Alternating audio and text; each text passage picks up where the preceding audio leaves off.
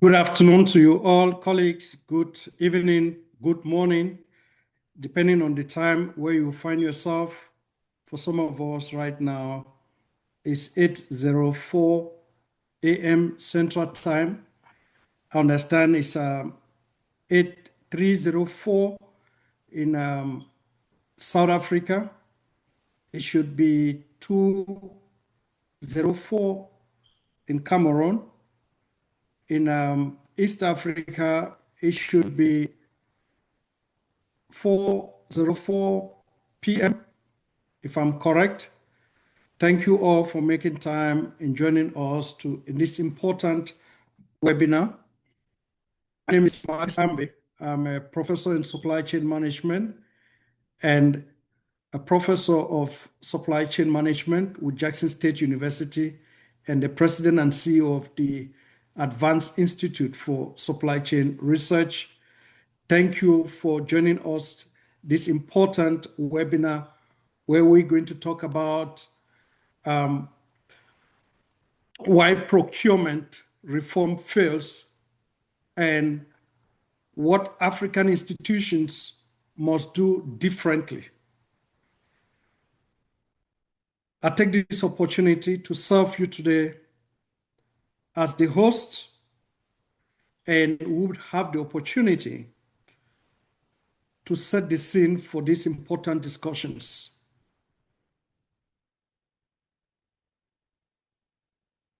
Across Africa, ladies and gentlemen, procurement reforms have expanded significantly.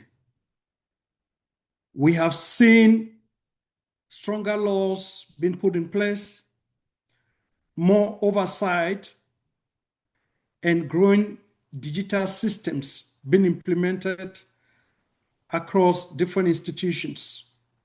Yet, many institutions, they still struggle to convert reform into delivery. This is the issue we're discussing today. Our focus is simple. Why reform fail in practice and what African institutions must do differently if procurement is to deliver real value.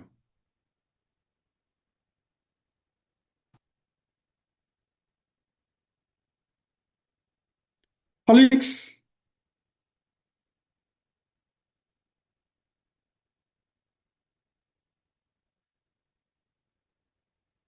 public procurement is not a back office process.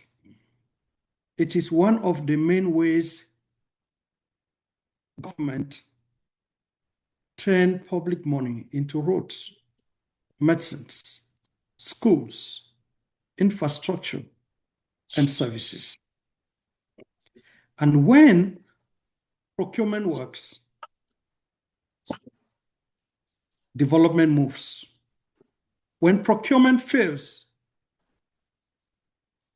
project slows down, cost increases, supplier disengage, and citizens, they lose confidence.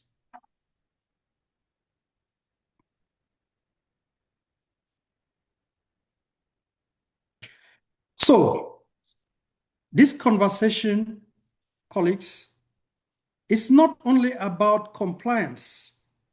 However, it is about whether institutions can actually deliver value.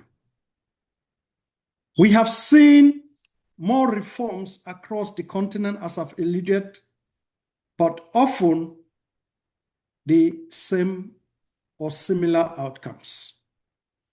More laws, more control systems, more procedures, more circulars, more guidelines, more digital tools, and yet we're challenged with delays, cost overruns, supplier dissatisfactions, weak contract deliveries.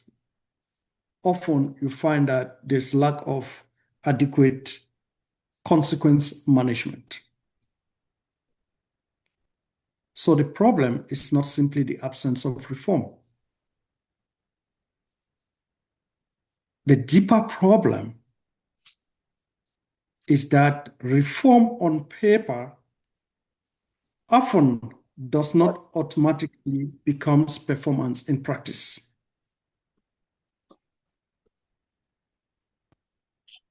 And we ask ourselves that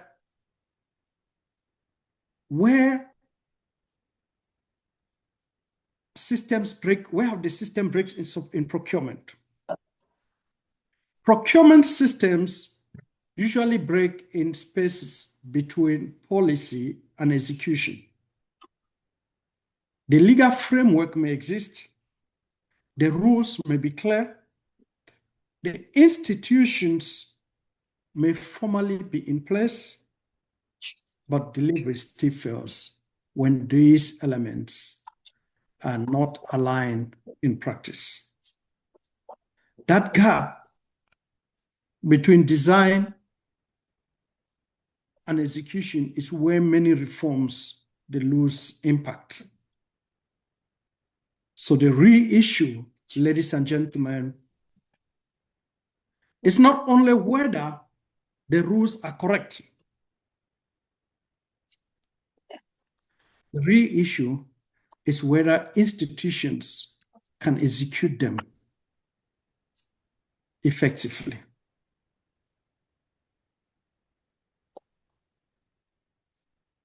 Colleagues, we're seeing recurrent failure drivers across the continent and beyond. And I've categorized these into three drivers where we have capability failures. Institutions often lack skilled professionals, implementation support, and procurement depth. Also, governance failure.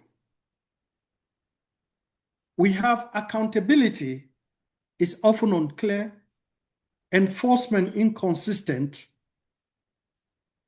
and incentive reward more than outcomes. And the system's failure. Processes are fragmented, digital systems are incomplete, and contract management is weak. So reform failed not only because of the technical gaps, but because capability, governance, and execution are misaligned.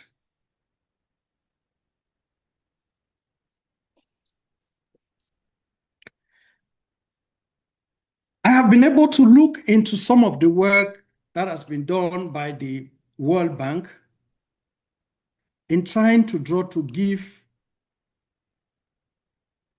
credence in terms of our presentation today and the webinar. Looking at the World Bank report where they talked about making procurement work better, an evaluation of the World Bank, procurement systems. I've been able to look at the recent MAPS evaluations for Kenya, for South Africa, for Namibia, Tanzania, and these assessments were done between 2025. To be able to draw inferences on the current status of public procurement systems.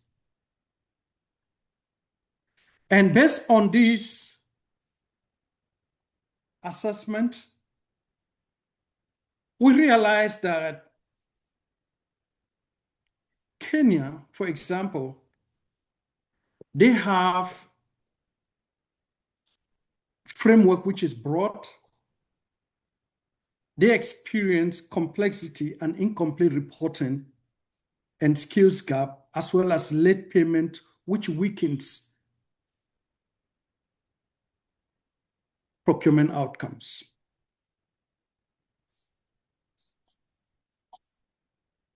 In South Africa, we know very well that long ago, from 2001 to 2003, public procurement reform were undergone in South Africa, and in 2004, they introduced the supply chain management policy to be able to enhance procurement systems.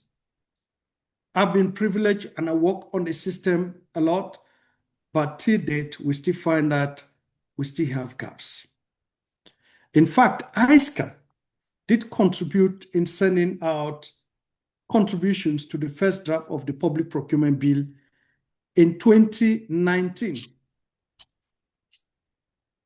And today, we still have the policy which is in place, and right now, a draft legislation is currently out for public comment. What does MAP says in South Africa? That we have the fragmented, policies that leads to uneven implementation, e-procurement system compliance. And we know even in 2017, the National Treasury itself released its own report and identify key gaps in public procurement implementations in the country. In Namibia,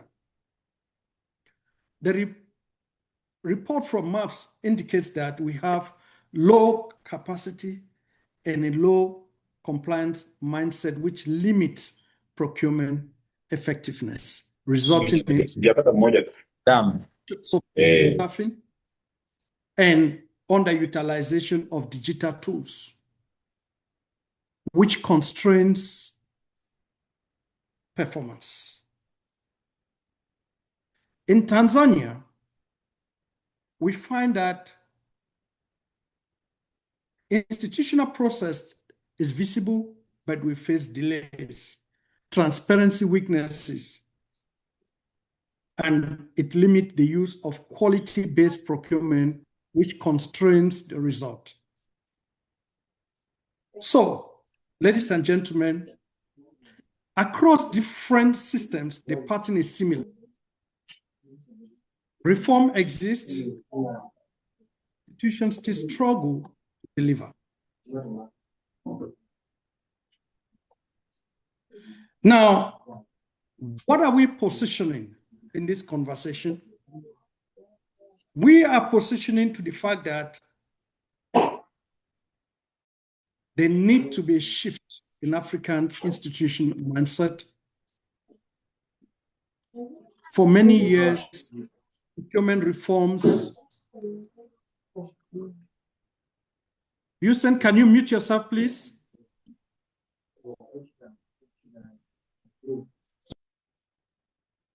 For many years, procurement reform have focused mainly on compliance. I have seen in different institutions and different countries, they have instituted programs on procurement audit. In certain countries, we have the audit process drive practitioners towards compliance, and innovation is lost, and public value is lost. Compliance is necessary, but it's not enough. Institutions now need to go through 3 stages, which we are looking at, and our team, our speakers are going to talk on this, to expatiate on them. Compliance, capability, and public value. We need to ask ourselves that how matured is our institution in driving integrity and regulatory adherence? How mature is our systems in building capability through enhanced skills and support? How mature is our institutions in driving outcome and public benefit deliveries. Colleagues, ladies and gentlemen, the future of reform is not more rules on rules alone. It is building institutions that can turn rules into results.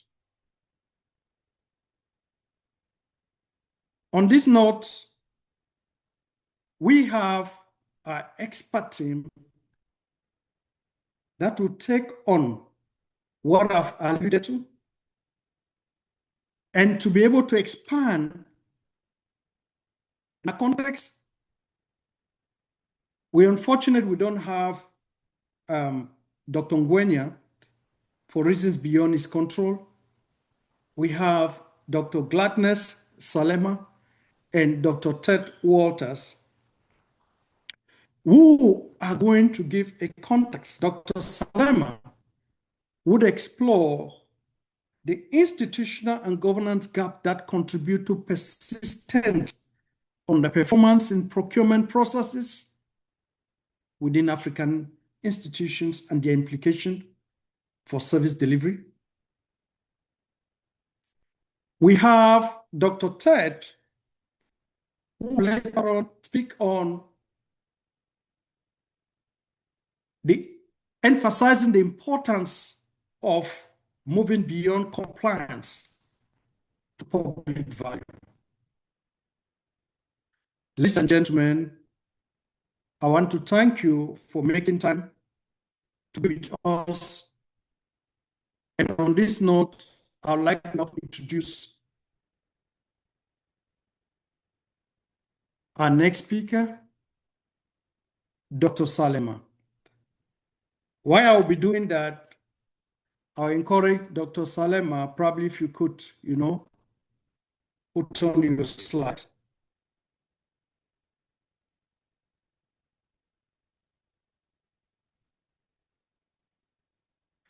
Dr. Salema is a seasoned academic, researcher, and institutional leader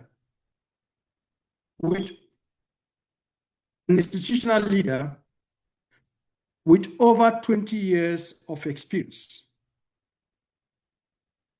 in public sector systems, governance, supply chain management, and institutional transformation. As a senior lecturer at the University of Dar es Salaam and a leader in quality assurance, entrepreneurship, and innovation, she brings a rare blend of academic depth, policy insight, and practical reform experience. Her work has consistently engaged issues at the heart of public procurement reform, including institutional capacity, accountability, performance management, system strengthening, and the governance of public resources. She has contributed to national and regional policy processes, institutional reviews, and strategic reform initiatives.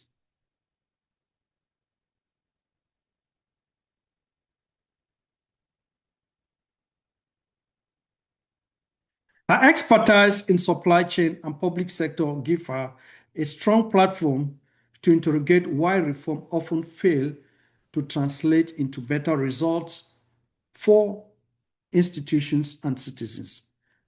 Dr. Salema is particularly passionate about how African institutions can move beyond procedural compliance towards procurement systems that deliver value for money.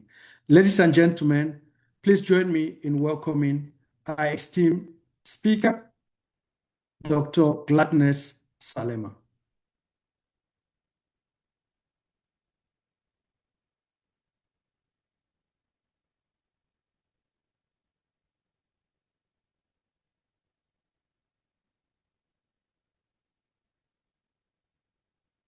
Dr. Salema, over to you. Can you hear me now? Yes, I can hear you now. Kindly put Okay. your presentation in presentation mode.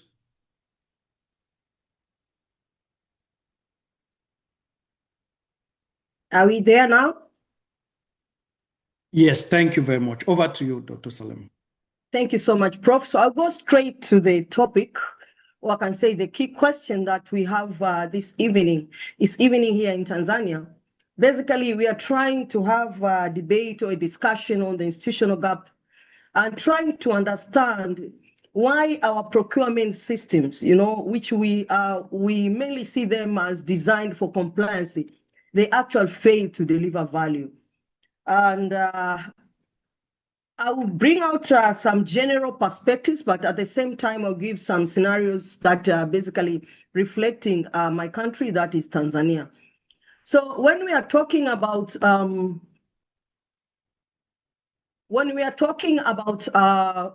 this, we are addressing the institutional gap. Basically, we are trying to find the linkage between compliance and value. So we have what I could say, we have a compliance paradox. And basically, as we have said before, is that our countries have done several reforms, and these are very serious reforms, from the technological perspectives, but also in terms of the processes. That is, there are serious reforms in our public procurement systems. But yet, when we observe the outcomes, when we observe the expected change, I feel like there is less, yeah. And for that case, it's kind of a paradox, whether as we move to more compliance, we are actually going to get the value out of that, out of the compliance-based reforms. So this, when we look on the compliance systems, basically I have to say it clearly, that is, I'm considering the institutional frameworks. These are formal institutional frameworks, these are regulatory based, and they are there to govern our public procurement systems. We talk about the reporting procedures, the auditing, the different controls that are mainly being structured within the current institutional frameworks, whether it's the laws, whether it's the guidelines, trying to shape or to mitigate the risk that are associated or they are likely to emerge in the public procurement system. So we have done a lot, as we have said, but still we realize that there are a lot of issues as far as the service delivery. Yeah, you go to the local governments, you see there's still issues as far as service delivery. We still see like there are so many issues in terms of creativity and innovation. That is, even our suppliers coming up with solutions which actually address the current needs, because currently we can say the world is so dynamic. Yeah, there are a lot of what we can say changes in our communities, in our societies, but you rarely see innovation, you rarely see creativity. And that one is a serious problem, because if we are talking about sustainable development, then we expect that we should have a way that we are sustainably developing our own solutions to address our own problems. But again, when you look on what is in terms of the claims and what I can say, stakeholders' opinions, there's a lot of kind of mistrust between the public procurement entities and for example, the suppliers. Everyone, they have a kind of a trust issue with the other side. So when I see all of this, I come up with this, like, do we really need to have more of compliant-based governing systems in public procurement, yeah, which actually does not really translate into the expected performance, or that's what I call the value that we expect. So this is a paradox that I think our experts and the audience can try to think, and even kind of try to understand in your own context what is the scenario. What I've presented here is basically the scenario in many of the African countries. If you review the Controller Auditors reports, the Controller Auditors reports, the audits reports, you see all of this coming out. So it's quite of a paradox. Yeah, we have these compliant-based systems, but what do we get out of that? So I have this, I can say, These are questions that will help us to think more and maybe even try to localize all these discussions in your context. We say if systems are compliant, why are outcomes weak? Because we expected with these reforms and these compliant-based systems which ensure that our practitioners, the public procurement experts, the public procurement practitioners, they're not deviating from the expectations. Yeah, but again, why are our outcomes weak when we look on the outcomes? But then try to think, yeah, if we look on the delays that are associated in our procurement transaction, not only the delay in the procurement process, but even the delays in the outcomes that we expect. You do the procurement, you do all the contracting, you follow the rules, and when you are audited, you follow the rules. But why is a supplier not able to finish on time? So these are kind of questions. Why do we still have these failures persisting? Yeah, and when you read even the World Bank reports, there's still a lot as far as the failures. Yeah, this kind of failures that they're still persisting. So I have another third question is that we have compliance on one side and we have the results or expected outcomes on the other side. Then if they are not aligned, they are not communicating on the same direction, then I'm asking myself, what is missing? So this third question is trying to bring the idea that it's not that compliance-based governance systems are bad, or they are not important, or they are not necessary. No. That's not the argument. But I'm just trying to see, are they adequate? Yeah, do they suffice the need as far as our expected outcomes are concerned? So what is it that we think is missing? So our discussions today will basically try to come up with an understanding of like what we think is missing, what I'm trying to argue that is missing in our current systems. So as I said, we want to look on the institutional gap. And why are we calling it the institutional gap? This is a gap between what is expected from compliance and what we actually realize from compliance. So the institutional gap here is basically informed by the institutional theory. That is, when we talk of institutions, this is about the regulatory frameworks, this is about the rules, this is about what the regulator demands. Yeah, all of this we can package it. Yeah, under the laws, we can package them as institutions. So when I'm saying there is a gap, is as far as the expectation is concerned, that there's a gap from the actual outcomes that we are gaining out of the current institutional frameworks that we are using. So this is generally what is the institutional gap, and we can look at it. Yeah, that is when we are being highly ranked, that we are performing very well. Do we also, as performance as far as compliance is concerned, that when we get high scores under compliance, do we also get high scores from the value that was expected in the implementation of the compliance-based governing systems? So the main issue here is that I'm trying to argue that there is a difference between doing what is required and not what is needed. So the compliance really direct us, guide us to do what is required. But then when I'm trying to understand the gap, I'm asking myself, is that what is needed? And at some point, I want to be, I can say, I want to be a bit more contextual. That is, you can have the institutional frameworks at the national level, but the implementation is actually at the local level. So is that what is actually needed? Okay. So coming back to that, what I'm trying also to bring out is that whatever we see as a failure in terms of the relationship between compliance and outcomes is not that it is just coming out randomly. What I'm trying to argue in is the inherent design of the compliance systems that we have.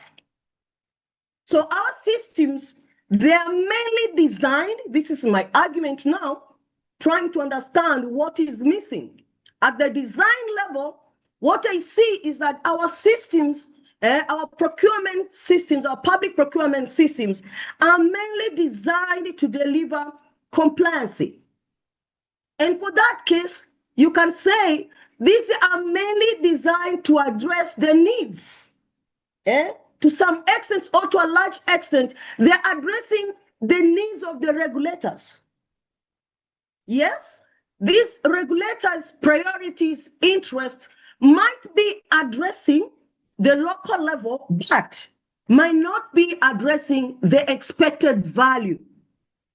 As we understand, there's a lot of dynamics as to where these institutional frameworks are being employed. So I'm trying to argue that they are designed. So it's not like they're not the right ones. No.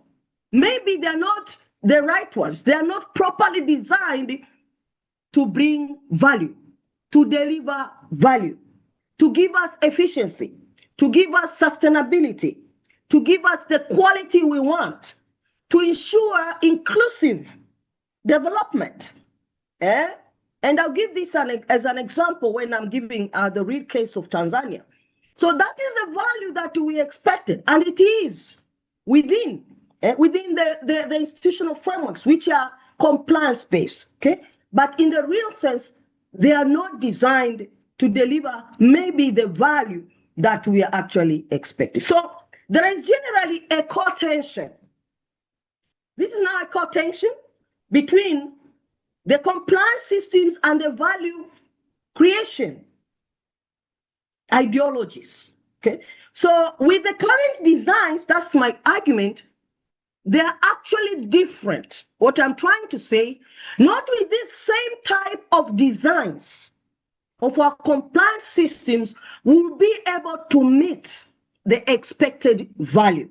Okay, so you see, compliance-based systems, they mainly focus on adherence to rules, procedures. So even the practitioners, when we have, even for the practitioners, that is what is a priority. In their mindset, it's about, do I adhere to the rules and procedures? And there is less concentration on substantive outcomes. Yeah, because even the auditing is mainly trying to check on whether you have complied or not. Even the risk that we have in the organizations, they are mainly trying to address non-compliance risk. Okay? So there is kind of a weak, or I can say, to some extent, the value creation is not embedded in the current compliance systems. So you see in the compliance systems, it's mainly about risk avoidance. It's more of controlling the processes. But we all understand, given the dynamics that we have in our communities, too much control hinders innovation. You know, it hinders the creativity, even of the practitioners. And that's why now, most of the time, you see that the practitioners, they'll prefer the tendering, the competition processes, and they have no consideration on what is the market value of the transaction that they want to engage in. So it's only relying on the lowest price. Every time we are trying to look for the lowest bidder. Why? Because the institutional framework has structured the exchange relationship in that manner. The institutional framework has considered more of, the low cost compared to quality and compared even to the value aspect. So sometimes I ask the procurement people, when we are making the decisions, when we are doing the tender evaluations, what is the market price? So that we will know whether the one who has provided the lowest price is actually the most competitive according to the market forces. But in most cases, no one considers that. That is, they're just locked in. Yeah, they're being locked in the controlling environment, the compliance environment, because you'll be asked, Where did you get this one? You were just supposed to rely, let's say, to the lowest bidder, if that is what is indicated. Yeah. So it is actually limiting creativity. And this is very important for value creation. But in most cases, you come to realize that most of the compliance-based systems, they really look on the process, how the process was done. And when you look on how performance is measured, it's mainly about it's activity-based. We have limited concentration on outcome metrics when we talk about procurement. So this is kind of a way that the compliance space, which are very formal, very controlling, shaping the decision-making in our public procurement processes. But again, when we talk of compliance and you can try to visualize your compliance processes, somehow you see fragmentation, that there is a serious annotation pre the award process. You see there is a lot, but after the award, there's less enforcement, there is less monitoring. Even the measurement, even the audits, they mainly concentrate the pre-award processes, steps. So this is something that is very serious because actually value is created after the award. Value is mainly also created during the contract implementation, or I can say execution. So we have this kind of a way these compliance-based systems, they are structuring us, and it creates tensions. So I've tried to come up with some tensions, right? Rules versus discretion. What the rules say, what the experts actually sees in reality, and they want to make the decisions based on the reality. Competition versus collaboration. You want to value? Do we go for competition? Or should we also foster collaboration with our suppliers? Price versus value. So these are the tensions. Process versus outcome. Where should we focus? The compliance-based, which are mainly rule-based, they create kind of standardization of the processes, right? If it's a regulation, a national guideline, then just know that every actor in the public sector has to follow that guideline. It doesn't matter what is happening in your context. So do we think without customization, we might be getting value? So this is very important. I'm also thinking of a tension between compliancy and inclusive development. This is as much as local content is concerned. If we have standards that we are using e-procurement systems, we have in many countries now, we all bid through the system. It doesn't matter where is my geographical location. So someone from, let's say if you are in Tanzania, you know, like you can travel more than 8 hours or 10 hours from Dar es Salaam to Mbeya. So this means that a bidder in Mbeya, they can actually come and implement contracts, tenders. They win tenders in Dar es Salaam because we just need to ensure that we follow the rule. Will that support inclusive development? Because that is what is value as far as the economical value. So there are these tensions that I would like us as experts to think about. Now, let me give you a real evidence. This is kind of from Tanzania, and I relied on the Controller and Auditors General 2026 report. Okay? First is that public procurement consumes more than 75% of the total government expenditure. So the government is the main buyer here. We are being governed by strong frameworks, the act, the regulations, we are being governed by strong, very strong institutional frameworks. We have the audit, we have the Public Procurement Appeals Authority, we have also the e-procurement system. This one is at a national level. All public entities are using it. So in terms of the institutional framework, we are well to do. So when I was reviewing the Controller and Auditors General report, is that I come to conclude that these public entities have scored very well on procedural compliance. but they failed to deliver the economical value and service value that was expected. So you see tender procedures being followed, but there is delay in the contract implementation. You see the audit requirements are being met, but quality issues are being raised by the Controller and Auditor General. We see in the audit, in most cases, what they audit is the input, the resources, the processes, but they don't audit the intended outcome. It's not measured. So even in the auditor's report, you don't see so much attention on that. In terms of documentation, yes, they are being credited that they followed the documentation processes and everything, but we still have stockouts and expiry. So we are asking ourselves, if we comply, but again, inventory management is not good, what is happening? We see the lowest price award, but we also see poor quality supplies and delays. You see compliance structures existing, but you also see that there are payments without delivery. Payments done, but there was no delivery. You see there are repeated audit queries. These ones are repeated, right? Like they are there. They are there. Every year, the auditor finds the same queries. What does this mean? This means that likely the current compliance system does not support learning, institutional learning. It is good in detecting the problems, but it is not good in solving those particular problems. That it limits the feedback into the procurement, the public procurement design and redesign. If we have compliance structures and still payments are done and there's no delivery, there's something to do with integrity here. So even within the compliance structures, which were expected to enforce integrity, actually, there is still malpractice within those particular structures. So they are not adequate, okay?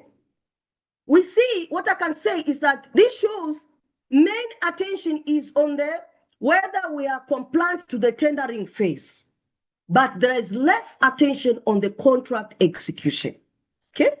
So this is something that I can conclude from the auditor's report, that you see the decisions are mainly based on short-term savings, like you choose low price, yeah, but you incur long-term losses. So this shows that there is a gap, okay, there is a gap.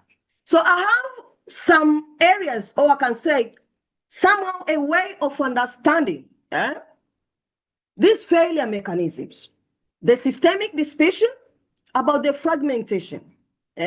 You have the procurement, but you also have, just considering the procurement cycle, while there are other supply chain functions not considered.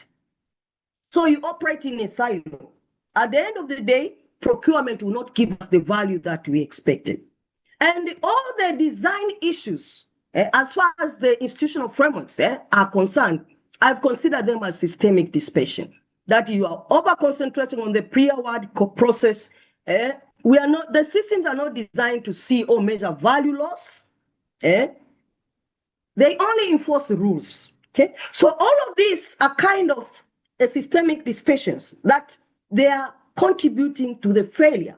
They are contributing to the gap, the institutional gap.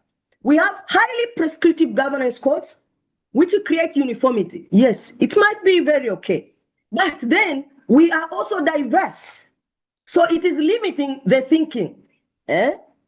So organizations, actually public organizations, just become so rigid and restrictive. And that one is not good if we want to gain some value. These compliance systems create bureaucracy. We all understand what is bureaucracy. And this bureaucracy is very serious, particularly when we see a misalignment between the legal frameworks that we have and the operational realities. So sometimes these practitioners, you just make decisions to tick boxes. They don't think about value. They don't think about value. And if you sit in a board, you come to realize, because of the compliance concentration, right? You find like board members whom are supposed to guide strategically, they actually focus on seeing whether the organization meets the statutory mandates. So this is a risk. If we really want to gain value, this is a very, very serious risk that even the governing bodies will not be effective. But also, there is a failure related to information processing deficit. You know, you are compliant based, so even seeking more data will not come in. Using data, creating an intelligence system that will inform the decision is actually being limited.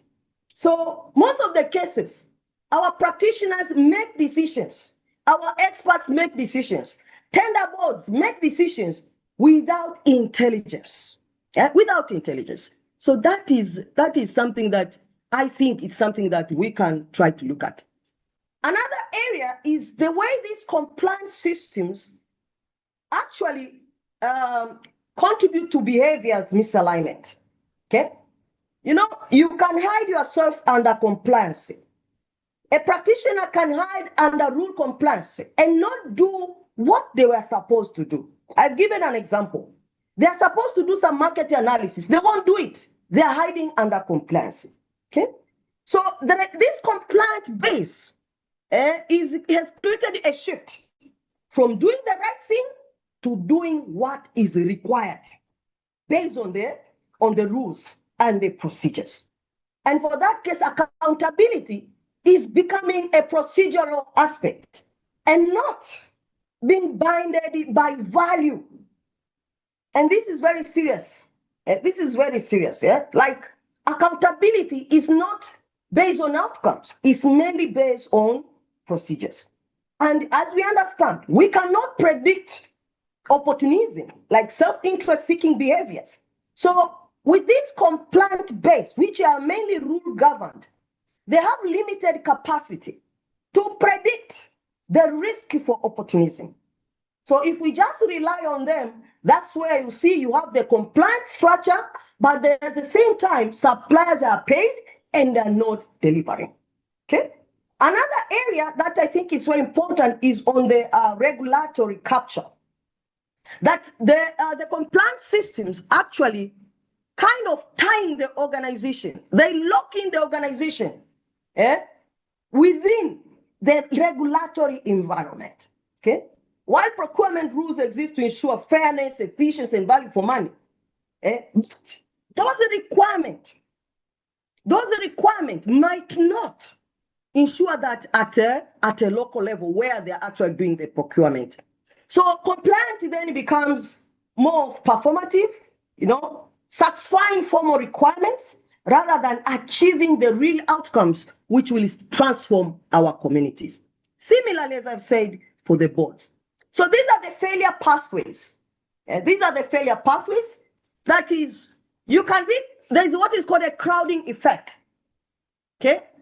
That is, first it consumes, compliance. There's a lot of transaction cost that is not recorded to do with compliance. Okay?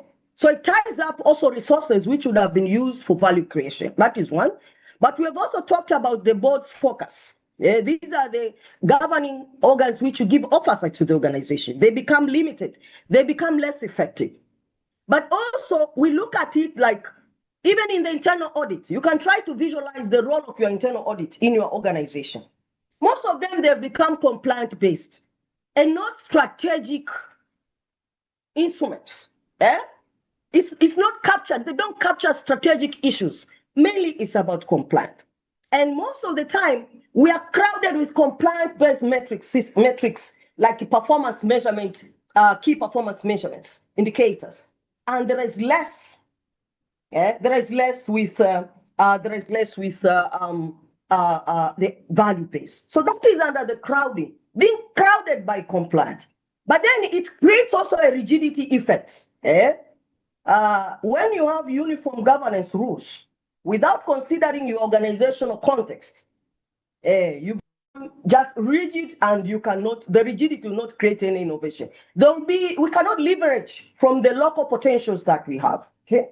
But what I also see another effect is the box ticking effect. That the measurement systems with the compliant base, they are actually incentivizing They're promoting, I can say, as I said, procedures adherence that rather than substantive improvement. So for the practitioners, it's about ticking the box.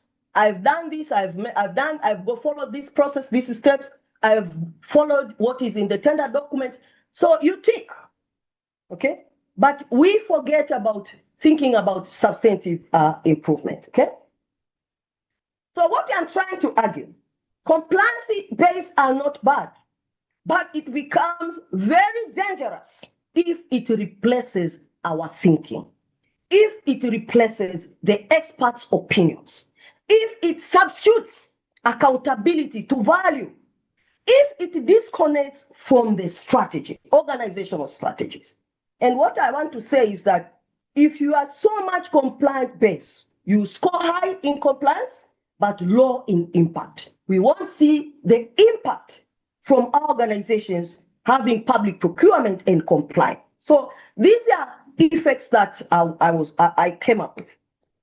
And then I thought it's very important we talk about how we can close the gap. So now it's like I'm trying to argue that what we need is a hybrid kind of models. Yes, we have the compliance, but then we bring in what? The value. We embed value creation. Okay? So we need to integrate. Okay? We need to have incentives alignment. That is, they actually measure performance. You reward not only because of compliance, but you also reward because of the value. Okay? But then we need also to change and try to see how we can bring data in our decision making, whether it's a local data, whether it's a contextual data, and integrate real-time data, because now our systems are not adaptive to what is going on at the marketplace. We are not adaptive. So that is something else. And I think it's very important that we integrate the KPIs, not only to measure compliance, but also to measure value. So we should introduce performance-based contracting. We pay the suppliers based on the outcomes, not just based on the contract that they have. So this is a strategic shift that I would propose, like from being typically compliant-based, then we redesign and become more dynamic. We have less of Dr. Salema, if you could wrap up for Dr. Ted, thank you. Okay. So we can have the control systems, yes, but make sure that we also have the value systems that they are being embedded together, control and value. Even when we think of auditing, let us have an auditing that will enforce learning, yeah? And in terms of the static rules that we have, what I'm adding is that now bring on other systems that can make our rules more dynamic. We can bring on the data, the technology. That is something that is very important. But I'm also thinking of organizational culture change. Yeah, that is, we go beyond. We need to have to go beyond the compliance. So what are the key takeaways I would say? Is that the relationship between regulations, more compliance-based systems and outcomes is not linear. And it's actually context dependent. So we really need to see it that way. But at the same time, we need to see compliance as a foundation, not an end by itself. Like it's not a ceiling. No, it should give us the foundation. It should support value creation. We need better designs of our institutional frameworks, which will drive performance. And we also need institutional redesign. Leadership support, capacity building, and continuous improvement should be part and parcel of our public procurement systems. Not to end is the issue of digital transformation. Yes, it will support first making the compliance system more dynamic to support value creation. But we say first we start with process redesign to ensure that we have brought in the value creation aspects, we have developed the capacity, and we have also done the cultural change. Then we can come up with the digitalization. Thank you very much. Thank you so much, Dr. Salema. Everyone here will agree, the enthusiasm and the executive insight, that you've been able to share. I know you are eager to ask questions. Thank you. Let's appreciate Dr. Salema. You're eager to ask questions, to contribute. Let's give an opportunity to esteem Dr. Ted Waters. Dr. Ted, in the meantime, if you could be able to share your screen colleagues, Dr. Ted Waters is a highly accomplished procurement and supply chain professional with over 3 decades of extensive experience across public and international sectors, a distinguished leader in his field. He is a former head of procurement and supply chain management for the Civil Service of Ghana, where he played a pivotal role in shaping and strengthening institutional procurement systems. He holds multiple prestigious professional designations, and which reflect his multidisciplinary expertise and global recognition in procurement, supply chain management, as well as governance. Dr. Ted is international procurement laws and systems assessor, contributing to evaluation and advancement of procurement frameworks across various jurisdictions. His expertise extends into field response, where he served as an international arbitrator, adjudicator, independent expert witness, and party representative, providing strategic guidance and authoritative insights in complex procurement and contractual matters. Renowned for his depth of knowledge and practical experience, he continues to influence policy, capacity building, and professional practice within global procurement and supply chain community. Colleagues, ladies and gentlemen, let's welcome our esteemed Dr. Ted Waters. Please shout out to him. He has extensive insight and into the subject matter, and will be sharing with us. Thank you. Over to Dr. Ted. Or you want to ask questions, if you really want to, you could be able to put the question in the chat and just give us some time. After Dr. Ted's presentation, we're going to engage. Dr. Ted, if you could be able to put it in a presentation mode. Thank you, and over to you. Thank you very much. Thank you very much, Prof. Good afternoon, colleagues. It gives me a lot of pleasure to be part of this afternoon's discussion. And just as Dr. Salim started, I'm going to continue. Why does this issue matter? I just give you a bit of a scenario. We're doing an investigation of a country's proposed construction of a project.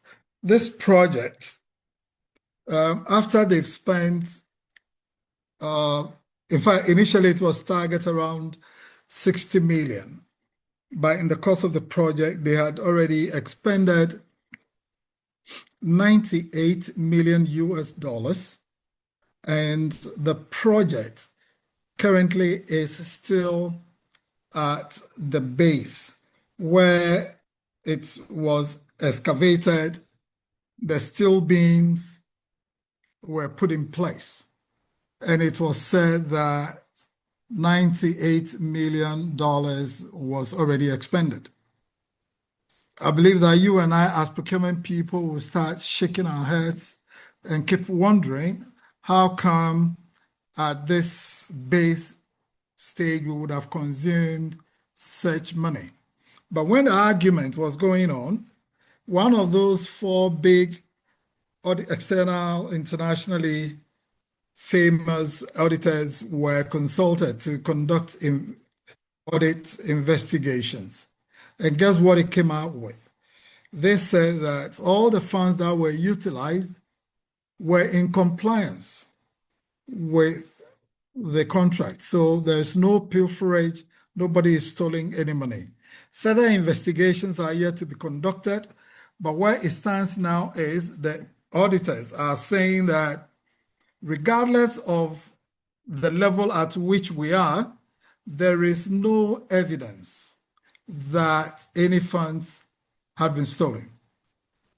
Why did I bring this up? It's a real case, but it shows that when we continue utilizing compliancy, it will help tick the boxes, that will be okay. But is that sufficient to provide the actual public value that is expected from the service to be delivered?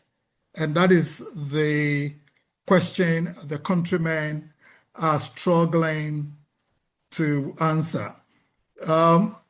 There is rising procurement regulation compliance regime all over Africa and even into the Caribbean, into Europe. And the emphasis is going through typical assessments, roll out a regulatory framework which will help govern the way rules that will have to be adhered to, and whether that is sufficient by itself to help us achieve results. I wanted us to just spend a few seconds to look at how our national procurement laws were structured. These laws came about as a result of discussions usually between development partners who always want to lend out money to developing economies, and the country with what the citizens also think about what is going on. You will recall that in your country, we used to have fragmented procurement regimes, and there was a time that we need to come together and converge all of them. And some MDBs helped us to be able to get these achieved. At the forefront of it was very clear principles to say we will have to ensure there is transparency in any procurement activity we run. There should be competition, there should be due process that will be followed, and there should be accountability. During this process, to put it together, one of the things Prof mentioned earlier was the MAPS assessment. This is one of the things that we do in various countries to see where the weaknesses are, its relationship with public financial management, to see the kind of design that government will have to put in place. And then out of these laws, when these are put together, now a legislative bill is introduced, is passed through Parliament, and it's assented to become a law. Out of it, which institutions are created. And typically what you're going to find is we have the public procurement authorities in the various countries with oversight vetting authority bodies that would have to ensure compliance of procurement processes in accordance with the laws to be able to achieve what the law dictates. But has compliance, just as Dr. Salema said earlier, has compliance been able to meet all our procurement needs? The issue we find is, from research, is that compliance-driven procurement systems help us to follow procedures, which is very fine. It helps us to tick all the boxes. Now, it helps us to avoid audit queries, like I just mentioned in the $98 million case. Now, when you look at it in the face of audit queries, you tick all the boxes, you don't have any problem. But it lacks is that it does not deliver real outcome, and it also does not, in its real sense, manage all the risk therein, and value for money is relegated to the back. Now, instead of creating such a system to help us achieve, they help us not to optimize decisions, but instead, what we see is, yes, it helps us to prevent abuse, whether in its real sense, the abuse are prevented, but that is the object of it. The fact that the boxes are ticked, it is assumed that then there are no abuses.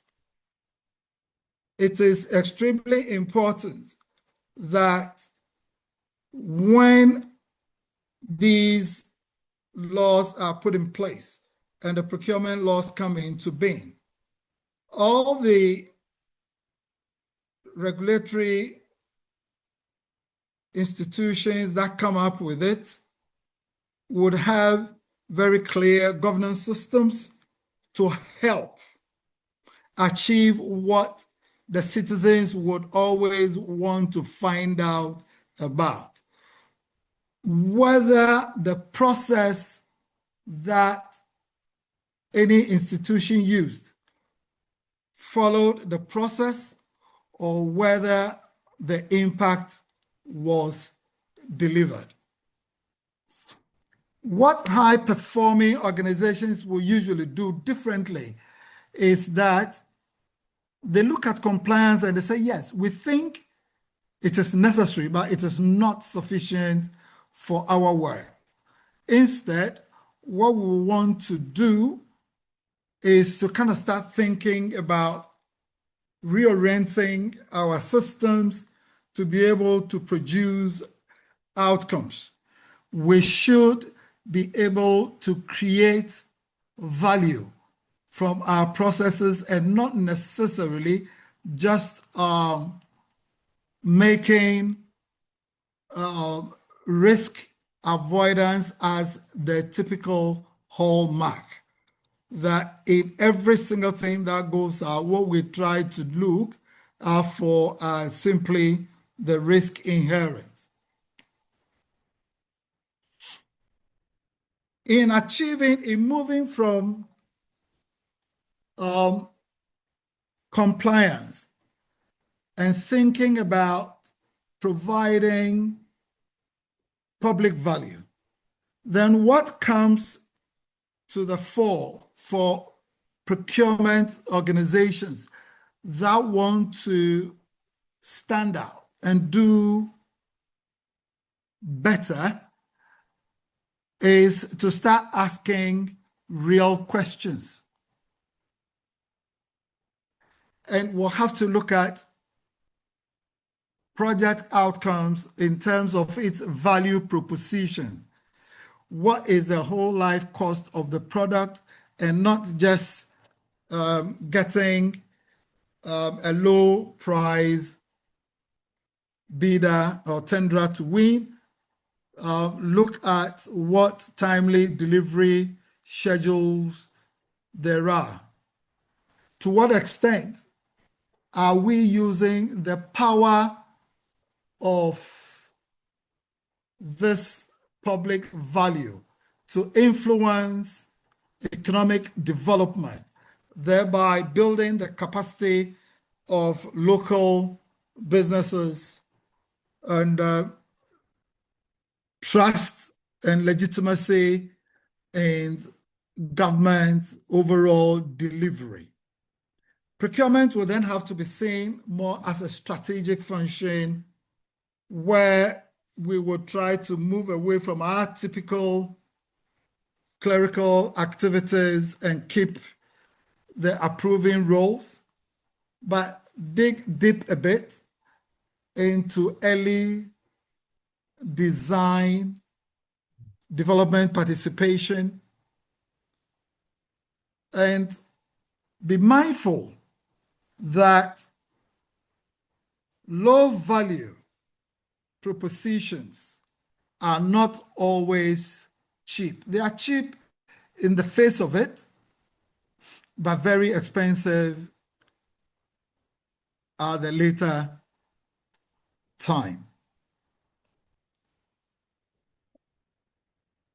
Performing organizations would also do is they're very interested in their staff and their development, their professionalization, key development. Try to help them improve upon knowledge, both technical and soft skills, to be able to bring them up. Try to institutionalize data and digital systems in what they do, so that spend analytics will come to the fore. Reporting on performance should be displayed on dashboards, which gives ideas of how spends are and what methods can be used for any procurement action, and shouldn't be the typical rule-based procurement to say that, oh, this is the way it is done, and that is the only way it should go. One of the critical things they also do, and high-performing organizations are very mindful of, is trying to reduce political interference in the kind of work that is done, and try to separate their independent roles and the independent review mechanism. I think Prof. Amber mentioned something in the South Africa jurisdiction, and in a few Southern African countries, we've started looking at independent review mechanisms. Even though the review procedure is a section in the law, but it is not owned and managed by the procurement authorities. We're creating independent review mechanisms, which has quasi-judicial authorities and should be able to give and binding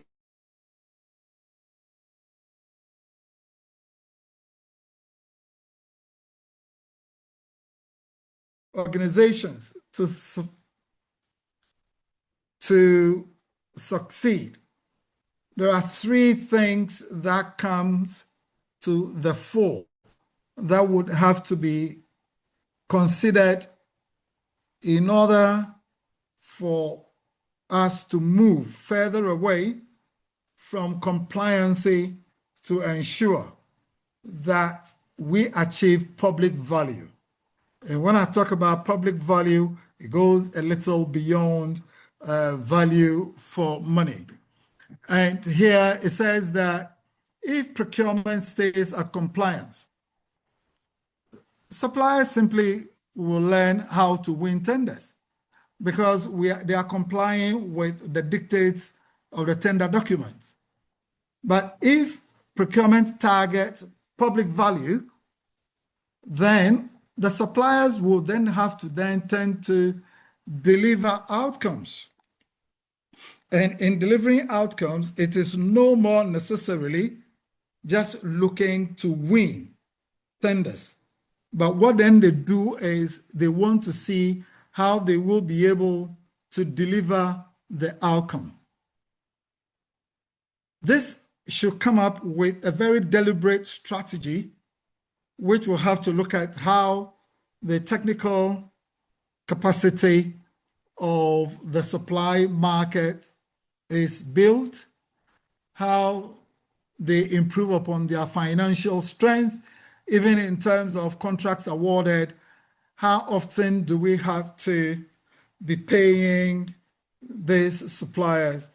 I recall some years ago back in the UK, local suppliers were paid, we were paying them fortnightly. Why? So that they would always be liquid and get on with the work. And if you look at some of the kind of jobs that suppliers or contractors had to go through on the continent, the massive capital investment. So improved financial strength will help them. And then we manage with them to enhance their delivery reliabilities. Suppliers are to submit right documents. They have to ensure that they meet the formal criteria, and they offer the lowest price. These are what the compliance would always be looking at. But we don't go beyond to look at how they understand project complexities, how they can manage risk, because the specifications that are even sent out are the traditional type of specification, which is developed by the employer. When I say we, so if you are the employer and you're launching, and you always come with a design spec, giving the specific requirements you want, then you limit the market. You stop it from even innovating. And then they would always have to comply with what you have given. Now, if there is a challenge in terms of what you have given and they have complied with, but doesn't benefit or doesn't achieve the desired results, then there will be a dispute which will now prolong service delivery. Supplier development would always help improve our quality, reduce cost overrun, will enhance competitiveness, and I just talked about enabling innovation. They help us to be able to draw the local supply market closer to doing business. Strategic sourcing would always ask,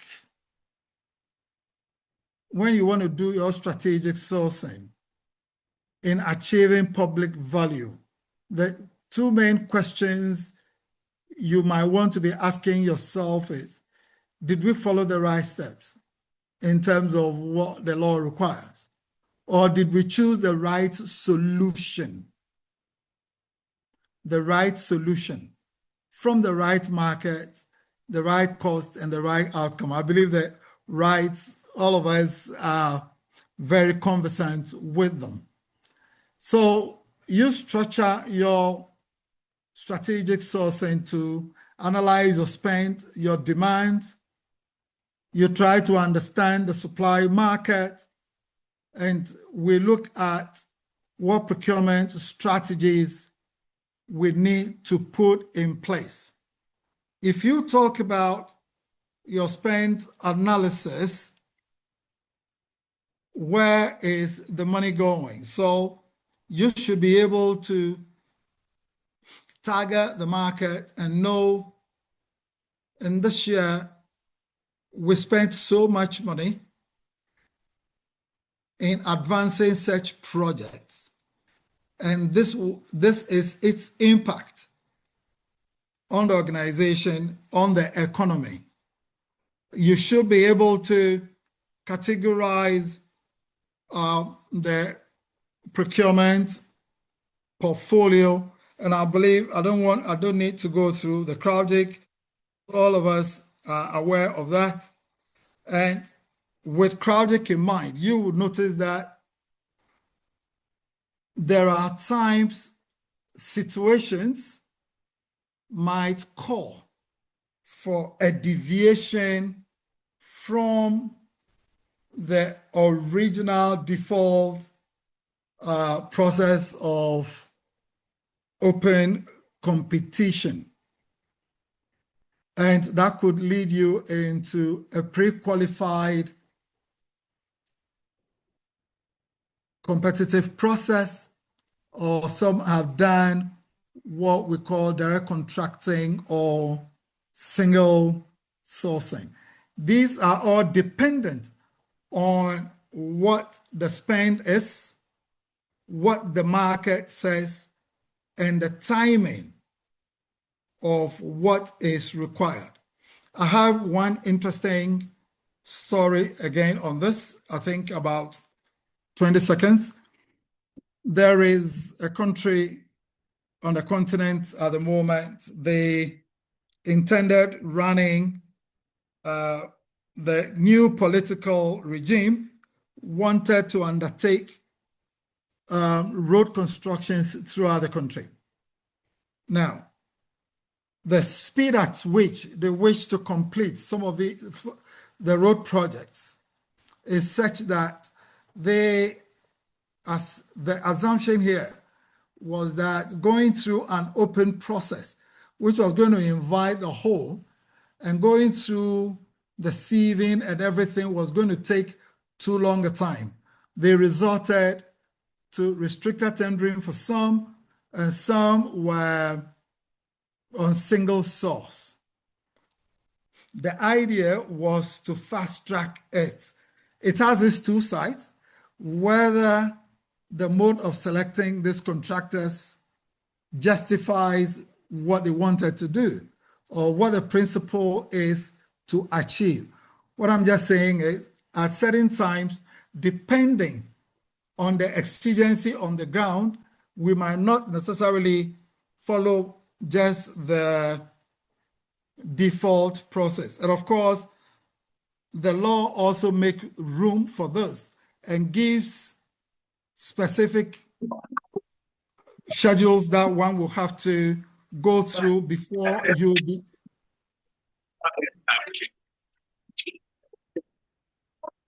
Can we please mute and remain muted, please?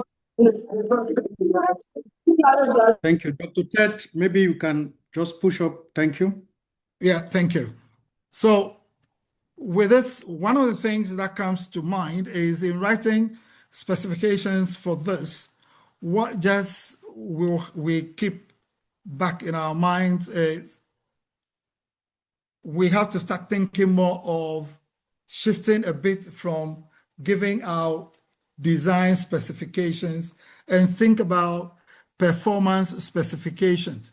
So the design specification, for instance, will come to say, look, I want you to build a road, a 50-kilometer road, and asphalt, and it should be 25 centimeter thickness. And we move rather towards saying that we want you to deliver a road that will last 10 years with minimal maintenance, and you leave the solution to the company to be able to do. And the defect liability within the context of the period, how it will be taken care of, will then have to be on the back of the contractor who delivered. Now, for us to shift slowly from compliance and integrate public value, Dr. Salima mentioned this, I don't want to take too much of the time, but you've got to think about a combination of digital working, strategic, and capability-driven strategic sourcing analysis put together to be able to help us have an integrated and improved procurement execution mechanism. In building our integrated systems, you've got to think about how you link our e-procurement platforms by using data to drive policies, and then audits will have to be helped to understand that procurement is not simply working on documents, but to what extent is what has been spent, like on the first example I gave, the 98 million that was spent, to what extent is it helping to deliver good results? Without the integration, there wouldn't be no strategic sourcing. If there's no strategic sourcing, you can be sure that buying would always be wrong. If supply market is not developed, we'll have a very weak buying market, which we cannot take advantage of, and there will not be any visibility nor accountability if there is no e-procurement mechanism. I just want to rush through some few examples. Ghana is currently working on some road constructions. Now, they realized that there were repeated award contracts which the contractors were poorly performing. There were delays up to about 36 months, some were even more. There were cost overruns, defects in the quality of work. What we identified to be the root cause was no central performance database to even sanction those contractors who were not performing very well. Evaluation were focused purely on lower prices, because what you hear in this Ghana question is that, oh, a similar work, a similar length of road was done over a period, and it was cheaper than this. Now, one of the things we stop interrogating is when you do these designs, what are the items that are put in these designs? And one of the things we found out in these latest designs that escalated the prices, on some of the highways, they decided to put markets, they decided to put hospitals, they decided to put schools, they decided to put fire stations, which are not part of the road. Now, if you cost all these and lump them together and you now want to strike the unit rate, you definitely have the unit rate going up, because they don't, even though they line items, when you want to bundle the total contract sum, they were put together and you will see them to be very high. Currently in Ghana, their intervention is they're working on their digital platform, which they call GANAPS, and it is helping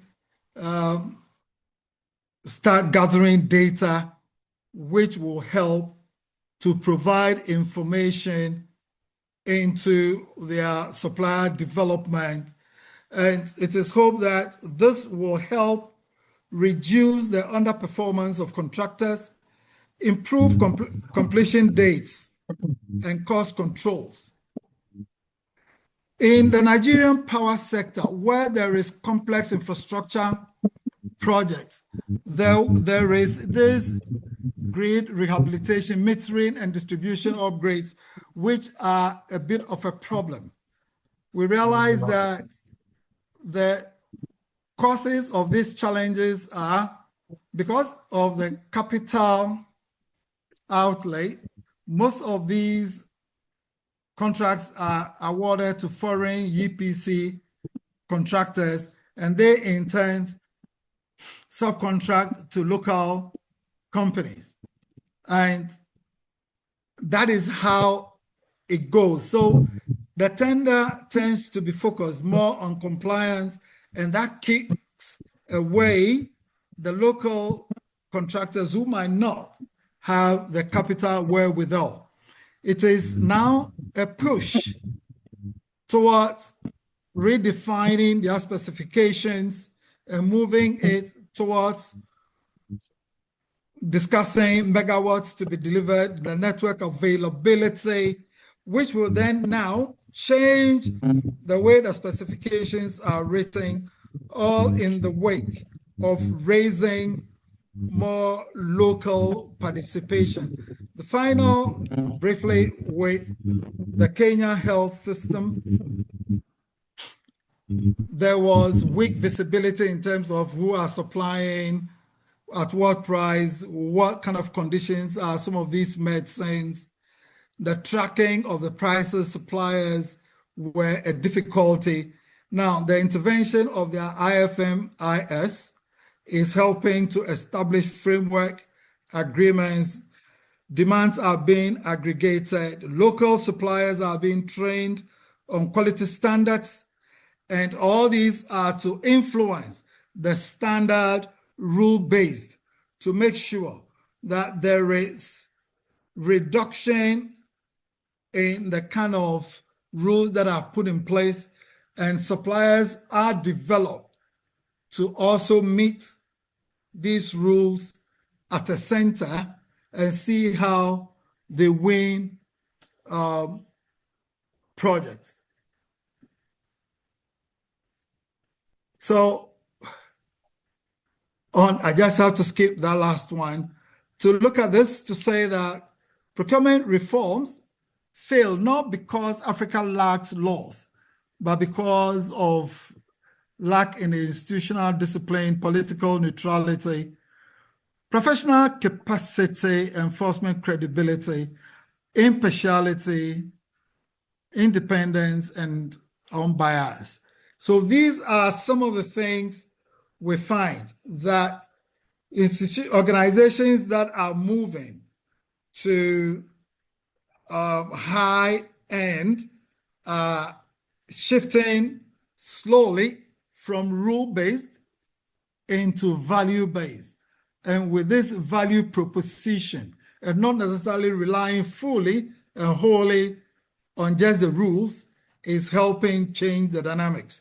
And that is the discussion that Africa procurement would now want to start thinking through. Thank you. Thank you very much, Dr. Ted. Thank you. Can we put hands together and appreciate Dr. Ted? You can